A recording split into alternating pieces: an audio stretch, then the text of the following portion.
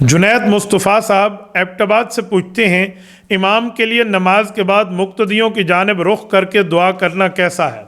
सुबह नमाज के बाद और असर की नमाज के बाद मुक्तदियों की तरफ मुंह करके नमाज में हाथ उठाकर जो दुआ की जाती है, ये अहदीस से और सुनन से साबित है। इसलिए इन नमाज़ों में अगर मुक्तदी की तरफ मुंह कर भी दिया जाए, कोई वाज की बात हो, कोई नसीहत की बात हो, कोई तस्बीहात पढ़ लें, उसके बाद दुआ कर लें, तो इसमें कोई हर्ज नहीं है। लेकिन इसको ज़रूरी समझना, इस तरह के हर नमाज में आजकल लोग शुरू कर देते हैं, या बाज़ नमाजें ऐसी होती हैं कि लोग सलाम के बाद सब बैठे होते हैं, इमाम साहब दुआ करेंगे तो जाएंगे, सुन्नत भी हो गई, नफल अब इमाम साहब दुआ करेंगे फिर उठ के जाएंगे। इस तरह लाजमी समझने की बात नहीं है, हदीस पाक में साबित है आप नमाज के बाद इस तरह दुआ कर सकते हैं। बाकी नमाज की दुआ के तफसीली दलाइल क्या हैं, इस पर भी इंशाअल्लाह ताला क्लिप में स्क्रीनशॉट लग जाएगा और उसका डिस्क्रिप्शन में लिंक भी मिल जाएगा। मैंने उसमें तफसीलन ये बात की है कि नमाज के बाद दुआ का सबूत रसूलुल्लाह सल्लल्लाहु अलैहि वसल्लम से और इस तरह कुरान करीम की तफासिर से, सहाबा कराम के अमल से मैंने साबित करके विद प्रूफ उसमें बात की है। जो लोग इन नमाज़ों के बाद